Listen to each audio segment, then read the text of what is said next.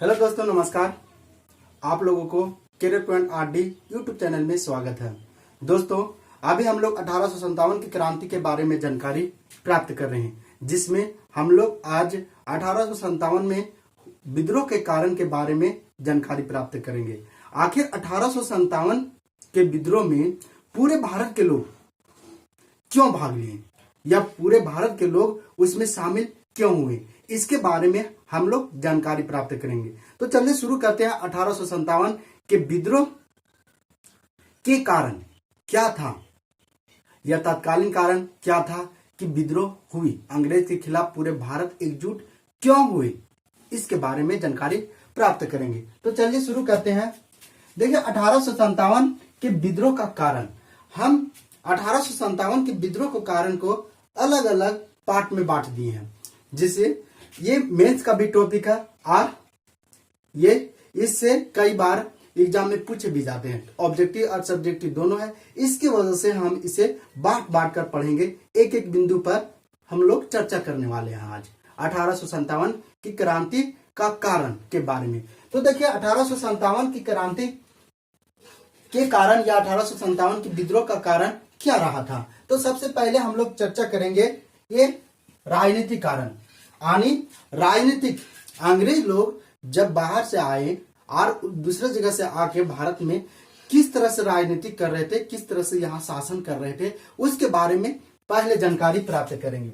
उसके बाद सामाजिक एवं धार्मिक कारण, यानी यहाँ के समाज या धर्म के बारे में हम लोग जानकारी प्राप्त करेंगे कि इसमें अंग्रेज किस तरह से अपना हस्तक्षेप हमारे सामाजिक या धार्मिक मामलों पर डाल रहे थे या कर रहे थे। उसके बाद सैन्य कारण, यानी सैनिकों को क्या तकलीफ थी, भारतीय सैनिकों को अगर अंग्रेज सैनिक में भर्ती हो गए थे तो उनको किस तरह से दृष्टि से देखा जा रहा था, उसके बारे में जानकारी प्राप्त करेंगे। उसके बाद आर्थिक कारण, आखिर अंग्रेज यहाँ के धन संपदा को कहाँ ले जा रहे थे। उसके बाद तत्कालीन कारण, आखिर अंग्रेज के विरुद्ध पूरे भारत एकजुट होकर क्यों विद्रोह किया था, इसके बारे में हम लोग तत्कालीन कारण के बारे में जानकारी प्राप्त करें। तो चलिए दोस्तों, अभी शुरू करते हैं राजनीतिक कारण। आखिर राजनीतिक कारण में क्या क्या हम लोग पढ़ने वाले हैं। तो राजनीतिक कारण को भी हम 3 भागों में बांटकर पढ़ेंगे। तो देखिए, पहला है गोद निषेध प्रणाली, यानी गोद निषेध प्रणाली। गोद निषेध प्रणाली क्यों आया, ये गोद निषेध प्रणाली किसके द्वारा लाया गया और यह क्या है। उसके बाद नाना साहब के पेंशन पर रोक, आखिर अंग्रेजों ने नाना साहब के पेंशन पर रोक क्यों लगाई, इसके बारे में। अवध पर कुशासन के आरोप लगाकर, अवध राज्य है लखनऊ में, तो उस समय था, तो अवध पर कुशासन के आरोप लगाकर अंग्रेजों ने इसे ब्रिटिश भारतीय राज्य में कैसे मिलाए, क्यों मिलाए, तो इसके बारे में हम लोग अभी जानकारी प्राप्त करेंगे। तो शुरू करते हैं हम लोग गोद निषेध प्रणाली, यानी गोद निषेध प्रणाली के सबसे पहले हम लोग शुरू करते हैं दोस्तों। तो देखिए, गोद निषेध प्रणाली को, इसको अन्य नाम से भी जाना जाता है, इसी को कहा जाता है हड़प नीति। हड़प नीति,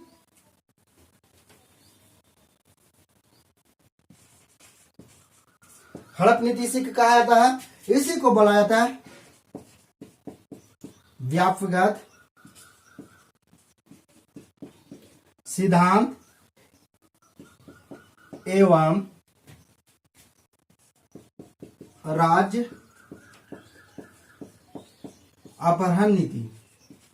देखिए, हम गोद निषेध प्रणाली को ही बोला जाता है हड़प नीति बोल सकते हैं, या इसी को बोलते हैं व्यापगत सिद्धांत एवं राज्य के अपहरण नीति, यानी राज्यों को अपहरण नीति।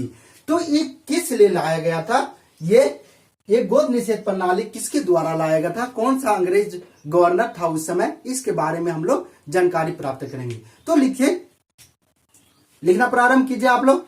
इस नीति के अंतर्गत वैसे भारतीय राज्य के शासक, इस नीति के अंतर्गत वैसे भारतीय राज्य के शासक या राजा जिनकी मृत्यु हो जाती थी और उनका अपना कोई पुत्र नहीं होता था, वैसे राजाओं को राज या प्रशासन चलाने के लिए गोद लेने पर प्रतिबंध लगा दिया गया था।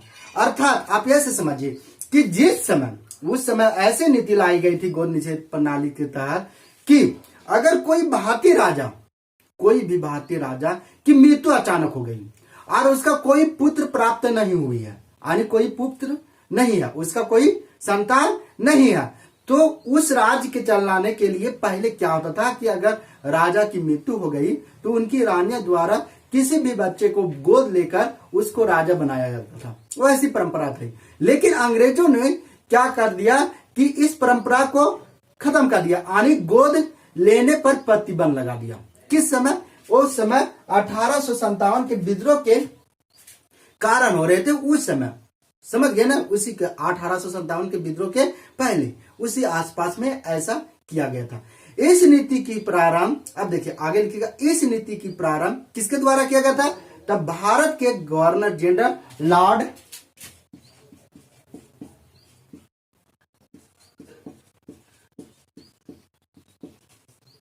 लॉर्ड डलहौजी द्वारा, भारत के गवर्नर जनरल लॉर्ड डलहौजी द्वारा यह कार्य किया गया था। कौन सी नीति लाई गई थी?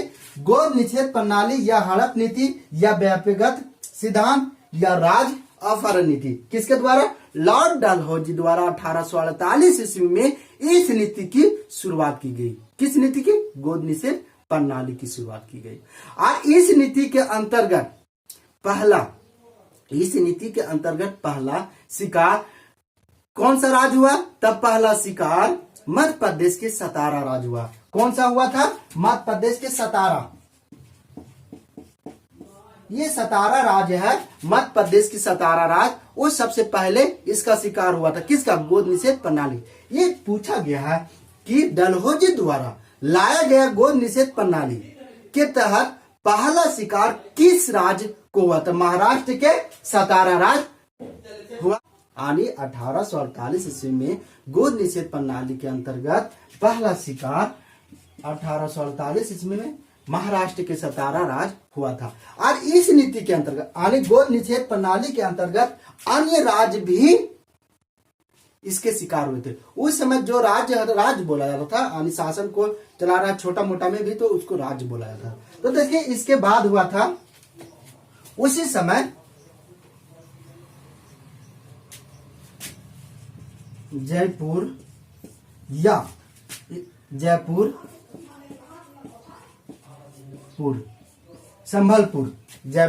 संभलपुर इसे 1849 ईस्वी में इसे क्या किया? गोद निषेध प्रणाली के अंतर्गत ब्रिटिश अपने राज में मिला लिए। उसके बाद हुआ था बघाट। ये बघाट है पंजाब में, ये पंजाब में बघाट है। इसको 1852 ईस्वी में इसे मिला लिया गया था ब्रिटिश राज में। उसके बाद आपका आया झांसी है। झांसी से कब आया? 1853 ईस्वी में इसे ब्रिटिश राज में मिला लिया गया। इसके बाद नागपुर को 1854 ईस्वी में ब्रिटिश राज में गोद निषेध प्रणाली के अंतर्गत मिला लिया गया। तो ये 1854 नागपुर है आपका महाराष्ट्र में। तो ये गोद निषेध प्रणाली था। यानी किसके? इसमें ये पूछा गया है कि गोद निषेध प्रणाली किस गवर्नर जनरल के शासनकाल में आया था? तो किस गवर्नर जनरल के शासनकाल में आया था? तो लॉर्ड डलहौजी के शासनकाल में आया था। इनका शासनकाल 1848 से 1856 तक था। किसका? लॉर्ड डलहौजी का। और इसके तहत पहला शिकार कौन हुआ था? सतारा राज्य। कहाँ के?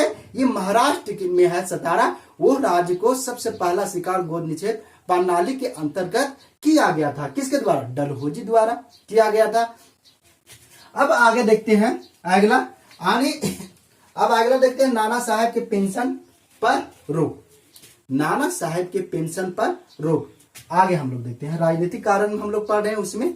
तो नाना साहेब के पेंशन पर रोक। नाना साहेब जो अंतिम पेशवा बाजीराव द्वितीय, देखिए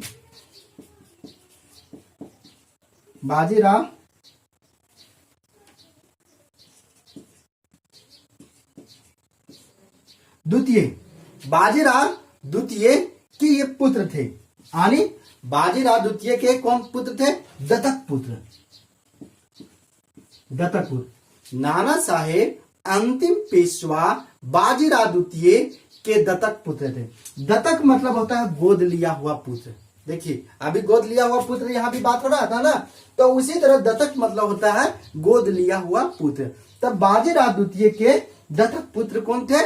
नाना साहेब, जिनका बचपन का नाम धोंधूपन था। ये जरूर याद रखिएगा, पंत, जिसका बचपन का नाम क्या था? धोंधूपन था। क्या था? धोंधूपन। तो ये क्वेश्चन इस तरह पूछा गया है कि नाना साहेब के बचपन का नाम क्या था? धोंधूपंत। क्या नाम था? धोंधूपंत। अब देखिए ये इनको मिलने वाली पेंशन, यानी किनको? नाना साहेब को मिलने वाली पेंशन पर अंग्रेजों ने रोक लगा दी, जिसके कारण ये आक्रोशित हो गए और विद्रोह कर दी। तो इसको लिखिए ऐसे, नाना साहेब जो अंतिम पेशवा बाजीराव द्वितीय के दत्तक पुत्र थे, यानी गोद लिए हुए पुत्र थे, जिनका बचपन का नाम धोंधूपन था, और इन्हें मिलने वाली पेंशन, यानी अंग्रेजों द्वारा जो पेंशन दिया जाता था, तो मिलने वाली पेंशन पर अंग्रेजों ने रोक लगा दी थी, जिसके कारण ये आक्रोशित होकर विद्रोह प्रारंभ कर दिए। तो पेंशन कैसे बाजीराव द्वितीय को मिल रहा था पेंशन, इसकी चर्चा हम आगे करेंगे, लेकिन बाजीराव द्वितीय को पेंशन मिल रहा था, उनकी मृत्यु होने के बाद उनके पुत्र को मिलेगा, तो ऐसा किया गया था। अब आगे देखिए अगला, आगे अवध पर कुशासन के आरोप लगाकर ब्रिटिश भारतीय राज में मिला लिया गया। अवध राज्य है लखनऊ में उस समय था। तो अवध पर क्या हुआ कि कुशासन का आरोप लगाकर इसे ब्रिटिश भारतीय राज में मिला लिया गया। सबसे पहले ब्रिटिश भारतीय राज हम जो बोल रहे हैं वो समझ लीजिए इसको। सबसे पहले कि ब्रिटिश राज भारतीय राज्य क्या होता है। तो देखिए अंग्रेज तो भारत के थे नहीं, और अंग्रेज जब भारत में आए तो भारत के भूभाग पर अपना अधिकार जमा लिए। तो देखिए ये 100% अगर भूभाग है भारत में, तब 60% पर अंग्रेज का कब्जा हो गया। 60% भूभाग पर, और ये 60% अंग्रेज अपना 100% मानता था। तो इसके अंतर्गत जितने भी क्षेत्र आते थे उसी को कहा जाता था ब्रिटिश भारतीय राज। ब्रिटिश भारतीय राज उसी को कहा जाता था। तो देखिए यहाँ पर अवध उस समय क्या था कि 1856 ईस्वी में डलहौजी द्वारा अवध पर कुशासन, अवध के शासक, अंतिम शासक या नवाब वहां अवध में जो बनते थे उसे नवाब बोला जाता था। तो अवध के अंतिम नवाब थे वाजिद अली शाह। तो इन पर क्या किया? डलहौजी द्वारा आरोप लगा दिया गया कि कुशासन मतलब होता है कि जैसे अभी समझिए कि चारा घोटाला, जब लालू प्रसाद मुख्यमंत्री थे तो क्या चारा घोटाला किए थे, तो उसी समय उसको कुशासन का आरोप लगा रहे थे कि ये बोले, झूठा आरोप लगाए इस पर डलहौजी कि ये घोटाला कर दिए हैं। तो उसी को कहते हैं कुशासन के आरोप लगाकर क्या किया गया? अवध को ब्रिटिश भारतीय राज में मिला लिया गया। तो लिखिए 1856 ईस्वी में भारत के गवर्नर जनरल लॉर्ड डलहौजी द्वारा अवध पर कुशासन का आरोप लगाकर इसे ब्रिटिश भारतीय राज में मिला लिया गया। अवध के अंतिम नवाब वाजिद अली शाह थे। अब देखिए ये तीनों खत्म हो गया। ये 3 पार्ट हम लोग देख लेंगे। राजनीतिक कारण कि क्या राजनीतिक कारण थी कि 1857 की क्रांति हुई। अब आगे देखते हैं हम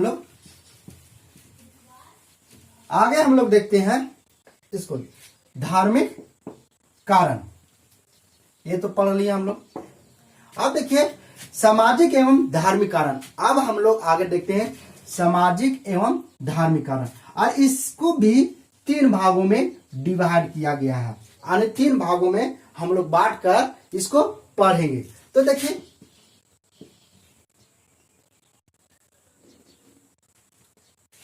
सामाजिक एवं धार्मिक कारण में सबसे पहले हम लोग देखेंगे सामान्य सेना भर्ती अधिनियम। सामान्य सेना भर्ती अधिनियम। दूसरा हम लोग देखेंगे इसी में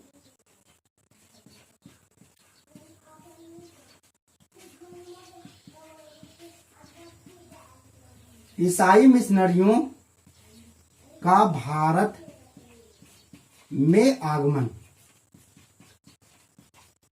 आगे हम लोग देखेंगे तीसरा बिंदु जो है वो भारत के सामाजिक एवं धार्मिक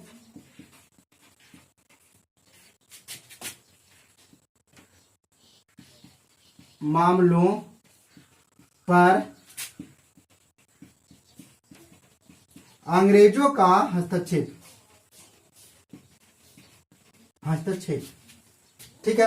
अब ये हम लोग किसको पढ़ रहे हैं? सामाजिक एवं धार्मिक कारण। और सामाजिक एवं धार्मिक कारण को भी 3 भागों में हम लोग बांट कर पढ़ेंगे। आने एक एक बिंदु पर चर्चा करेंगे जिससे हमारी कोई क्वेश्चन छूटे नहीं, या सब्जेक्टिव हो या ऑब्जेक्टिव। तो देखिए यहां पर सामान्य सेना भर्ती अधिनियम, उस समय आप लोग लिखना प्रारंभ कीजिए।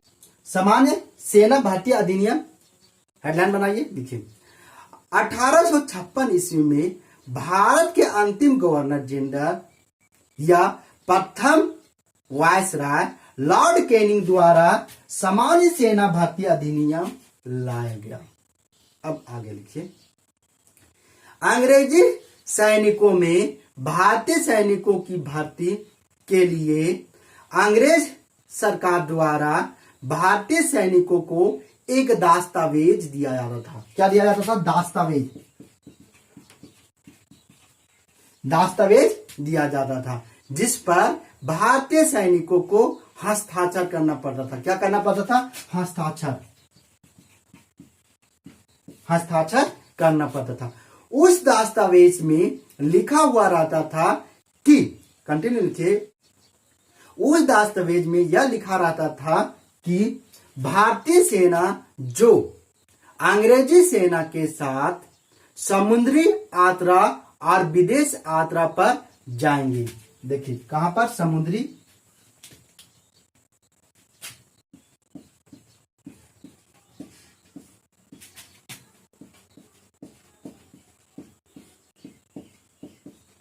यात्रा पर जाएंगे, यही लिखा रहता था। और इन लोग को साइन करना पड़ता था कि नहीं? भारतीय सैनिकों को साइन करना पड़ता था। आगे लिखिएगा। लेकिन उस समय भारतीय समाज में जो भी व्यक्ति या जो भारतीय व्यक्ति समुद्री यात्रा या विदेश यात्रा पर जाते थे उसे पाप के दृष्टि से देखा जाता था और उसे भारत से या देश से निकाल दिया जाता था। अरे आप प्राचीन भारत पढ़िएगा, उस समय ये देखिएगा कि अगर गांव यानी गाय की कोई हत्या करता था तो उसे मृत्यु दंड दिया जाता था, या तो भारत से यानी देश से निकाल दिया जाता था। भारतीय समाज में यह फैला हुआ था कि यदि कोई अंग्रेज सैनिक के साथ कौन समुद्री यात्रा या विदेश यात्रा पर जाए तो उसे क्या होगा? देश से निकाल दिया जाएगा। ये था। और उसे लोग एकदम नीच दृष्टि से देखते थे, यानी पाप के दृष्टि से, ये पाप गिरना के दृष्टि से देखते थे। तो आप लोग को मन में ये प्रश्न उठता होगा कि आखिर ये मान के चलिए समुद्री यात्रा पर कोई सैनिक गए या विदेश यात्रा पर सैनिक गए तो ऐसा क्यों करते थे? तो देखिए आपको पता ही होगा कि भारत में जितने भी शासक हुए या बाहरी शासक आए, को भी आए, तो यहाँ पर धर्म के नाम पर ही राज किए। भारत पर कैसे राज किए? धर्म के नाम पर। आर्य मुगल वंश भी आया तो वो भी धर्म के नाम पर राज किया। अब देखिए अंग्रेज भी आए थे, ईसाई धर्म के नाम पर राज किए। क्या 1813 चार्टर अधिनियम आया था ना, उसमें ईसाई धर्म फैला रहे थे यहाँ पर। तो उस प्रकार से ये धर्म के नाम पर राज करते थे। कहां पर? यहाँ पर बाहर। तो उस समय क्या होता था कि ये जो भी लोग समुद्री सैनिक जाते थे समुद्री यात्रा पर या विदेशी यात्रा पर सैनिक जा रहे हैं विदेश यात्रा पर, तो वो लोग क्या करते थे कि यहाँ से अगर गए बाहर गए तो वहां की संस्कृति यानी विदेश अगर कोई सैनिक चल गया तो वहां से की संस्कृति, वहां का रहन सहन, वहां का सभ्यता या कल्चरल के बारे में वो आदमी जानेगा, वो सैनिक यहाँ जानेगा और वो सैनिक फिर भारत में आएगा और भारत के लोगों को बताएगा। तो यहाँ पर जो बड़े बड़े धर्म गुरु लोग बैठे हुए हैं, जो भारत में बड़ा बड़ा धर्म गुरु लोग, तो वो राज तो कर रहे थे धर्म पर ना, बहला फुसला कर राज कर रहे थे कि आप ऐसा कीजिए कि आपका जो है सो भारत ही है। तो ये लोग को दिक्कत था कि यहाँ वहां कुछ नहीं है भाई। तो इसके वजह से ही समुद्री यात्रा और क्या विदेश जाने पर धर्म गुरु बैठे हुए थे, वो लोग क्या समझते थे कि ये पाप की दृष्टि से और इसे दंड मिलना चाहिए और इसे देश से निकाल दिया जाना चाहिए। इसीलिए अंग्रेजों ने वहां लिख दिया था कि कोई भी अगर सैनिक में भर्ती होते हैं भारतीय सैनिक, तो उसे विदेश यात्रा या तो फिर ये समुद्री यात्रा पर जाना ही पड़ेगा। तो आगे देखिए अगला। अब देखिए ये सामान्य सेना भर्ती अधिनियम यही था। अब अगला देखिए ईसाई मिशनरियों को भारत में आगमन। तो लिखिए 1813 चार्टर एक्ट अधिनियम के तहत ईसाई मिशनरियों को भारत में धर्म प्रचार करने की अनुमति दे दी गई थी, जिसके कारण यहाँ के हिंदू तथा मुस्लिम धर्म दोनों ही नष्ट हो रहे थे।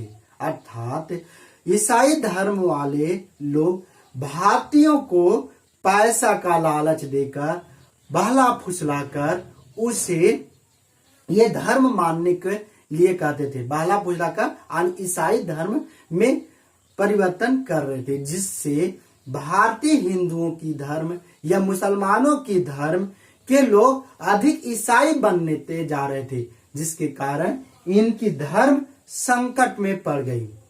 यह भी एक विद्रोह का कारण बना। ईसाई मिशनरियों को 1813 चार्टर एक्ट के अनुसार भारत में धर्म प्रचार करने की अनुमति दे दी गई थी, जिससे यहाँ के लोग में ये फैल गया यानी यहाँ की जनता में कि अगर सभी लोग ईसाई बन जाएंगे तो फिर अंग्रेज तो राज करेगा और हम लोग को धर्म क्या होगा, भ्रष्ट हो जाएगा, हम लोग को धर्म खत्म हो जाएगा। इसके वजह से ये भी विद्रोह का कारण बना।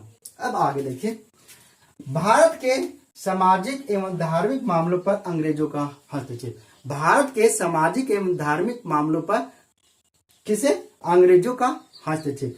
जैसे उस समय क्या हुआ था कि अंग्रेजों द्वारा एक कठोर कानून लाया गया था, कठोर कानून लाया गया यानी ब्रिटिश सरकार द्वारा भेजा गया था, कठोर कानून बनाकर और यहाँ की जिसके अंतर्गत एक कठोर कानून लाया गया जिसके अंतर्गत सती प्रथा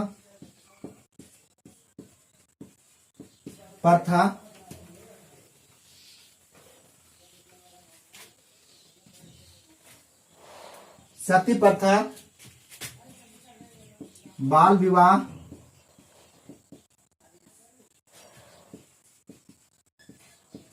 कन्या हत्या तथा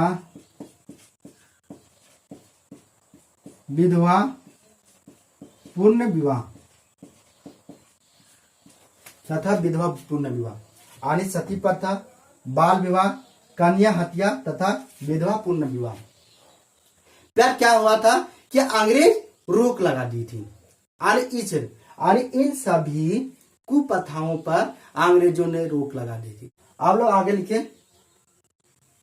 भारत में अंग्रेज सरकार द्वारा एक कठोर कानून लाया गया था जिसके अंतर्गत सती प्रथा, कन्या हत्या, बाल विवाह, विधवा पूर्ण विवाह जैसे कुप्रथाओं पर रोक लगा दी गई थी, जिससे भारतीय प्राचीन परंपराओं के लोग इसको विरोध कर रहे थे। यानी इन लोगों को यह मानना था कि जो हमारे धर्म या धार्मिक मामलों पर अंग्रेज द्वारा हस्तक्षेप किया जा रहा है, और इससे हमारे धर्म की परंपराओं को नष्ट हो जाएगी, जिसके कारण ये भारतीय विद्रोह कर रहे थे।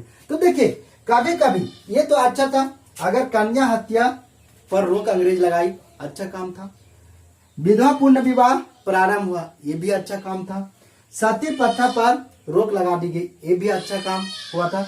बाल विवाह पर रोक लगा दी गई थी, ये भी अच्छा काम था। तो देखिए कुछ कुछ दृष्टिकोण से अगर हम यहाँ अंग्रेज कहते हैं कि हम भारत को बहुत कुछ दिए, और भारतीय कहते हैं क्या कि अंग्रेज ने सिर्फ लूटा। यानी अंग्रेज तो लूटा भी, भारत में लूटा, लेकिन बहुत काम दिए। तो आपको अगर पूछ दिया जाए यानी अंग्रेज जो भारत में आए उसकी क्या बुराई थी और क्या अच्छाई थी, इस पर चर्चा कीजिए, यानी इस पर टिप्पणी कीजिए।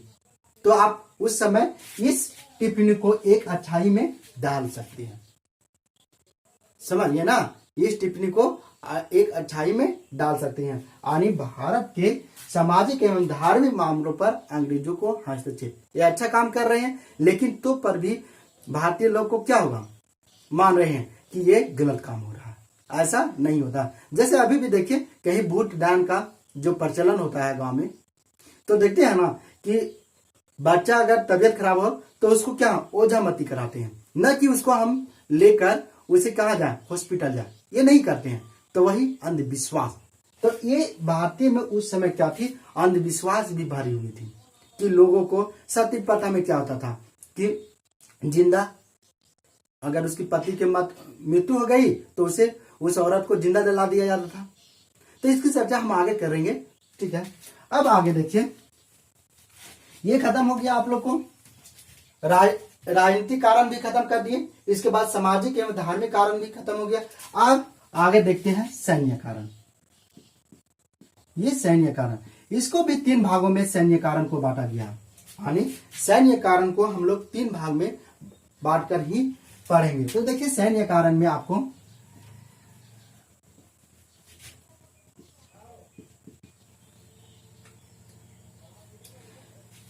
सैन्य कारण में पद चिन्ह पर रोक,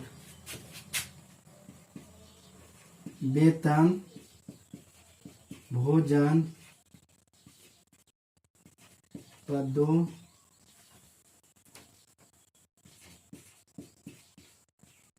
पदोन्नति पर भेद भाव। इसके बाद देखते हैं हम लोग डाक शुल्क, डाक शुल्क। अब देखिए हम लोग सैन्य कारण पढ़ रहे हैं, यानी 1857 के विद्रोह में जो कारण हुए उसके बारे में अभी सैन्य कारण के बारे में जानकारी प्राप्त करेंगे। तो सैन्य कारण में यहां पर है पद चिन्ह पर रोक, पद चिन्ह पर रोक। तो आगे लिखिए, भारतीय सैनिकों को ब्रिटिश सैनिकों में भर्ती होने के बाद इसे पद चिन्ह पर रोक लगा दी गई थी। इसे क्या की गई थी, पद चिन्ह पर रोक लगा दी गई थी। अर्थात हिंदू भारतीय सैनिक को तिलक लगाने, हिंदू देखते हैं ना तिलक लगाते हैं ना, जो हिंदू होते रहे कट्टर, तो उस समय ब्राह्मण भी भर्ती होते थे। 1857 की क्रांति जो हुई थी, मंगल पांडे वो क्या थे, हिंदू ही थे, ब्राह्मण थे। तो उस समय ब्राह्मणों पर यानी हिंदू धर्म पर तिलक लगाने जो सैनिक रोक लगा दी थी। मुस्लिम भारतीय सैनिकों को दाढ़ी रखने, मुसलमान लोग देखते हैं दाढ़ी रखते हैं, और सिख भारतीय सैनिकों को पगड़ी सिख बांधते हैं ना, उस पर रोक लगा दी थी। जिसके कारण ये लोग यानी सैनिक, ये सभी सैनिक लोग ये समझते थे कि हमारी धर्म संकट में पड़ गई है, यानी हमारी धर्म भ्रष्ट हो रही है। यह भी विद्रोह का कारण हुआ, पद चिन्ह भी विद्रोह का कारण हुआ। अब आगे देखिए, वेतन, भोजन, पदोन्नति पर रोक। लिखिए आगे, लिखिए इसका वेतन, भोजन, पदोन्नति पर भेदभाव, ठीक है ना। आगे लिखिए, इस समय भारतीय सैनिकों को अंग्रेजी सैनिकों के अपेक्षा वेतन, भोजन पर भेदभाव किया जा रहा था, भेदभाव किया जा रहा था। जबकि भारतीय सैनिक जो अंग्रेज सैनिक के बराबर ही कार्य करते थे। तो यही कहा गया है कि अगर हम एक कार्य कर रहे हैं, वो भी अंग्रेज सेना भी यहाँ सैनिक के कार्य कर रहे थे और भारतीय सेना भी सैनिक के कार्य कर रहे थे, तो फिर भेदभाव क्यों? सामान्य वेतन मिलना चाहिए। लेकिन ऐसा नहीं किया जा रहा था। देखिए, वेतन में उस समय क्या होता था कि अंग्रेजी सैनिक को वेतन डबल दिया जाता था, यानी भारतीय सैनिक की अपेक्षा अंग्रेजी सैनिकों को वेतन डबल दिया जाता था। तो आप कहिएगा कैसे दिया जाता था? तो देखिए, जो अंग्रेज बाहर से भारत में आते थे उसका पैसा मिलता था, और अगर भारत में सैनिक के कार्य कर रहे हैं तो उसका अलग से पैसा, यानी दोहरा पैसा मिल रहा है। जबकि भारतीय सैनिक जितना वो सैनिक काम कर रहा है उतना ये भी काम कर रहे हैं ना। तो उसी तरह से ये लोग को मिलता था, यानी डबल वेतन दिया जाता था उसको। उसके बाद भोजन, यहाँ जो भारतीय सैनिकों के लिए भोजन जो बनाया जाता था और अंग्रेजी सैनिकों के भोजन बनाया जाता था, वो दोनों अलग होते थे। यानी अंग्रेजी सैनिकों के लिए अच्छा भोजन बनाया जाता था और भारतीय सैनिकों के लिए खराब भोजन बनाया जाता था। तो आप ये अच्छा इसको समझने के लिए भगत सिंह अगर फिल्म देखेंगे तो उसमें आप लोग देखे होंगे कि भगत सिंह जब जेल चले जाते हैं, यानी जेल चले जाते हैं, तो वहां अंग्रेजी कैदियों को अच्छा भोजन, सप्ताह में क्या कपड़े, नहाने धोने का व्यवस्था, मतलब 2 कपड़े मिलते थे, नहाने धोने का व्यवस्था, पेपर भी पढ़ने के लिए आते थे। और भारतीय सैनिक को जो भोजन बनता था उसी में चूहा दौड़ रहा है, बासी कुसी, उसी तरह से सब गंदा उसी तरह से बनता था। प्लस में इन लोग को एक ही कपड़ा, यानी वर्दी जो है कैदी की वर्दी है, से एक ही वर्दी पर रहना पड़ता था, न पेपर आता था, न किसी तरह से व्यवस्था नहीं की जाती, इसलिए भूख हड़ताल स्टार्ट की। चलिए उस समय हम चर्चा करेंगे भगत सिंह में आगे। लेकिन ये और पदोन्नति, अगर भारतीय सैनिक कितना भी अच्छा क्यों ना हो, लेकिन अंग्रेज सेना को ही उच्च पद पर बैठाया जाता था, यानी ये सब भेदभाव किया जा रहा था। किसमें? 1857 की क्रांति के होने का कारण ये भी रहा भेदभाव। और डाक शुल्क, ये डाक शुल्क क्या होता था कि डलहौजी द्वारा, डलहौजी का शासनकाल कब से कब तक रहा? 1848 से 56 तक रहा। तो ये डलहौजी द्वारा उस समय 2 पैसा डाक शुल्क लगा दिया गया था। जो ये 2 पैसा उस समय के लिए बहुत ज्यादा होता, इसलिए ज्यादा होता था कि भारतीय लोग के पास तो पैसा नहीं थे, और अंग्रेज अगर काम भी करवाते थे तो उससे पैसा नहीं देते थे, भूखे मर रहे थे, भारतीय शोषण किया जा रहा था। और अगर ये लोग खेत में भी काम किए कमाए तो उससे ज्यादा तो लगान ही ले लेते थे वो लोग, आपका फसल हो या ना फसल हो। तो ऐसे में उसका घर भी, कपड़ा तक बिक जाता था भारतीय लोगों को। इसकी वजह से ये डाक शुल्क लगा दिया गया था, अधिक था उस समय, तो 2 पैसा बहुत अधिक होता था क्या। तो ये डाक शुल्क लगा दिया गया था। जो इसके पहले यह व्यवस्था निःशुल्क थी, यानी को पैसा लिया ही नहीं जाता था, जिसके कारण सैनिकों को चिट्ठी भेजने में कठिनाई होने लगी। तो कौन ज्यादा चिट्ठी लिखता है? जो बाहर रहते हैं। तो सैनिक क्या थे? अंग्रेजी सैनिक के साथ कभी विदेश चले गए, कभी समुद्री यात्रा पर चले गए, कभी कहाँ चले गए, और उन लोग को तो छुट्टी नहीं मिलता था। तो वैसे में क्या करते थे? घर में एक खत लिखते थे। कहाँ? पहले सुने है ना, चिट्ठी आई, गाना आप लोग सुन लीजिएगा। तो उस समय क्या हुआ था कि ये लोग क्या होता था कि सैनिकों को चिट्ठी भेजने में अब पैसा देना पड़ रहा था, तो अब उससे दिक्कत हो रही थी। तो ये सभी कारण थे जो क्या होता 1857 के विद्रोह का कारण बना था। अब हम लोग अगले क्लास में आर्थिक कारण और तत्कालीन कारण के बारे में चर्चा करेंगे अगले क्लास में। देखिए दोस्तों, आप लोग को किसी भी एग्जाम के लिए, या छोटा हो या बड़ा हो, आप लोग को ध्यान देके पढ़ना ही पड़ेगा। Thank you.